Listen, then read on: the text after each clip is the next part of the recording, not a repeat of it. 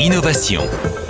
L'innovation toutes les semaines sur Radio Supply Chain avec Sprint Project et aujourd'hui Mathieu Boyer pour l'actualité internationale des startups. Bonjour Mathieu. Bonjour Franck. On parle de Cubo, une startup colombienne qui étend son réseau de micro-hubs urbains en Amérique latine. Et oui Franck, on voyage cette semaine. Donc Cubo, c'est une startup qui a été fondée en janvier 2021, basée en Colombie et qui propose une solution de fulfillment en zone urbaine à destination des e-commerçants. Alors ils viennent d'annoncer une levée de fonds de 4 millions de dollars en seed et ils avaient levé avant ça 3 millions de dollars en pré-seed.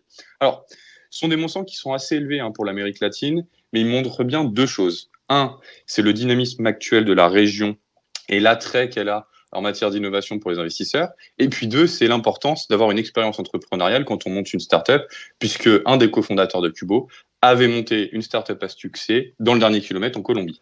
Est-ce qu'on peut préciser ce qu'est le fulfillment en zone urbaine ?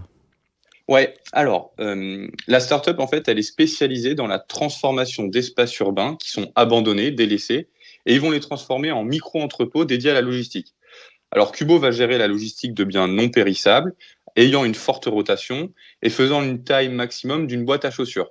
Donc, on va parler par exemple de produits cosmétiques, d'électronique ou encore de vêtements. Très concrètement, leurs clients, ce sont des e-commerçants qui vont leur envoyer les produits donc directement dans leurs entrepôts situés en zone urbaine. Et Cubo va gérer la réception, le stockage, la préparation de commandes et l'envoi des produits. Alors, pour l'envoi et le transport, ils passent par des partenaires transporteurs comme par exemple DHL. La promesse de valeur pour les e-commerçants, c'est un, proposer une livraison le jour même à leurs consommateurs, et puis deux, une plateforme de suivi de l'activité logistique avec un statut des opérations, une possibilité de gestion des retours, leur état des stocks, et puis un dashboard d'activité. Est-ce que la crise Covid a eu un impact sur leur activité ? Et oui, Franck, comme partout dans le monde, la pandémie a boosté le e-commerce. C'est pareil en Amérique latine et ça a profité à Cubo, puisqu'en fait, on a de nombreuses marques qui ont lancé une activité en ligne et qui ont besoin d'être accompagnées pour leurs activités logistiques. Et donc, la startup a en plus de ça profité d'une disponibilité accrue de certains espaces qui ont fermé, par exemple. On parle de salles de sport, on parle d'établissements de restauration. Et donc, la startup peut préempter ces espaces-là pour leur activité. Où en est-elle de son développement ?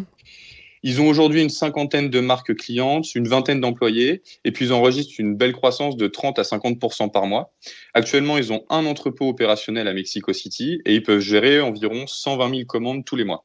En décembre 2021, ils vont lancer l'activité en Colombie et en 2022, avec une levée de fonds, ils iront ouvrir Sao Paulo au Brésil et le Chili.